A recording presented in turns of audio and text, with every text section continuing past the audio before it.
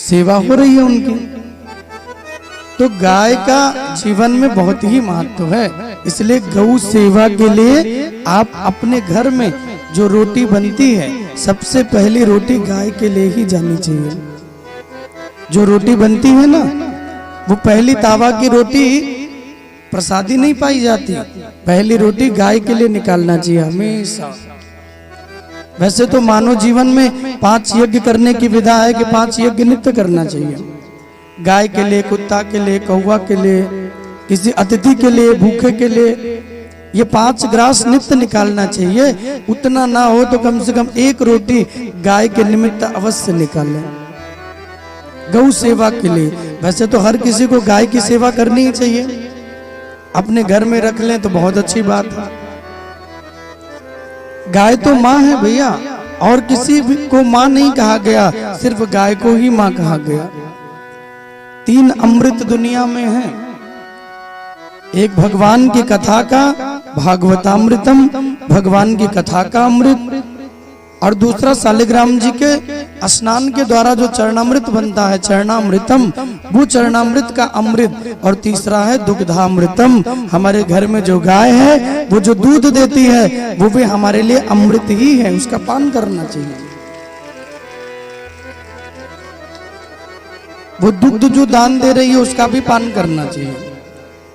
तो 3 ही अमृत दुनिया में है, 2 तो आपको मिल जाते हैं, तीसरा गाय अवश्य रखिए, वरना दूध लेंगे ना तो दूध में आधा से ज्यादा तो पानी होता है। पानी होता है कि दूध ही पतला होता है? बोलिए भाई, कोई दूध वाले ना हो यहाँ, नहीं तो मुझ पे भड़क जाए। एक पति पत्नी रहते थे, सुन लीजिए, कोई दूध वाले होंगे तो क्षमा चाहते हैं, आप ऐसा नहीं करते होंगे, वो दूसरे लोग हैं। एक पति पत्नी थे, जीवन में बड़ी गरीबी थी, बहुत गरीबी। तो पत्नी ने सोचा कि कुछ गाय भैंस रख लेते हैं, थोड़ा दूध का व्यापार करेंगे, उतना पैसा तो है नहीं पास में। तो उन दोनों ने मिलकर और अपना गौशाला प्रारंभ किया। घर में 2-4 जानवर रख लिए, दूध निकलने लगा, दूध बेचने लगे। जो पति देव थे वो बड़े धर्मात्मा थे, बहुत सीधे साधे थे। तो वो इतने पवित्र भाव के रहते थे कि वो कहते कि कभी दूध में पानी नहीं मिलाएंगे। शुरू में देवी जी भी मान गई, ठीक है महाराज कोई बात नहीं, मत मिलाओ। दूध बेचते रहे, लेकिन अब उनको न पता चले तो देवी जी पीछे से दूध में पानी डाल दें। तो जहाँ पे 200 रुपया इनकम हो रही थी तो 500 हो गई, 1000 हो गई, धीरे धीरे बढ़ने लगी। कई सारी गाय हो गई, कई सारे भैंस हो गए, पूरा बड़ा दूध का व्यापार चलने लगा। अब जब थोड़ा दूध का व्यापार चल गया, और देवी जी का पानी और पानी और पानी वो मिलता ही गया, है ना भाई। किसी को लाभ हो जाए भले गलत तरीके से, तो मन कहाँ मानता है, फिर वो और मिल जाए और मिल जाए।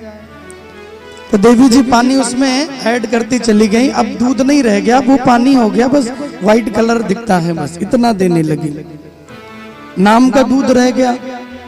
फिर पति देव ने 2-4 बार समझाया, तो बोले महाराज वो गाय पतला दूध देती है, तुम क्या जानो, बहुत ही पतला देती है।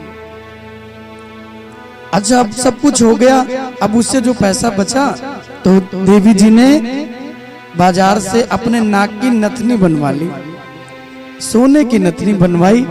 भाई अब कभी पैसा नहीं था, तो जब थोड़ा पैसा आया तो थोड़ा श्रृंगार भी बन हो गया। तो जब नथनी बनी तो कहा कि महाराज आज इस नथनी का उद्घाटन करना है, चलो गंगा नहा के आते हैं, पहला दिन है, थोड़ा नहा ले। बोले चलो।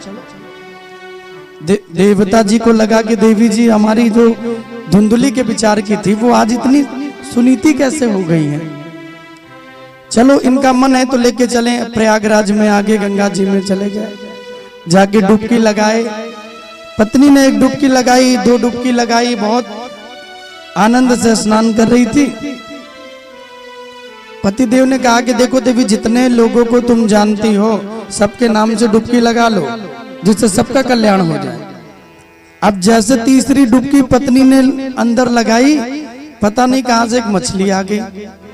और वो नथनी सोने की चमकती हुई चीज लगा कुछ खाने की है, तो वो दौड़ी मछली खाने के लिए, उस नथनी को नोच ली, और नथनी नोची तो नाक भी उसी में चली गई।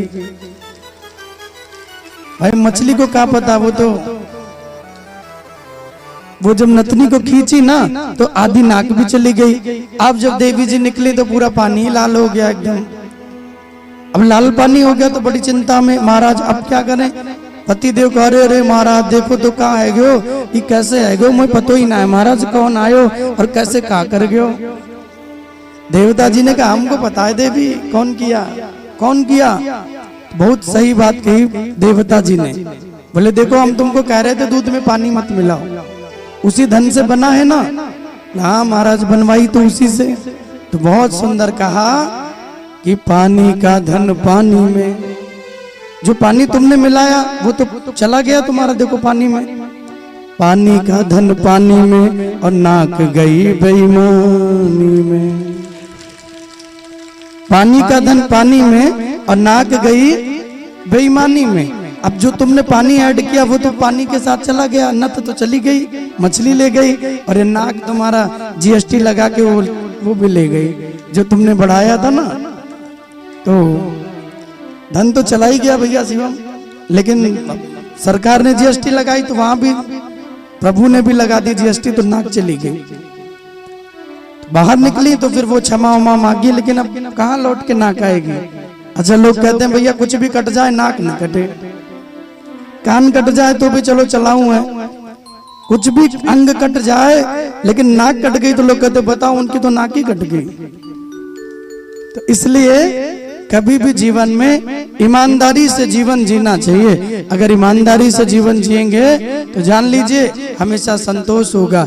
एक रोटी कम खा के रात्रि में सोएंगे, लेकिन ये तकलीफ नहीं होगी कि हम चिंता में रहें या कष्ट में रहें। इसलिए कभी भी जीवन में ईमानदारी को नहीं छोड़ना चाहिए।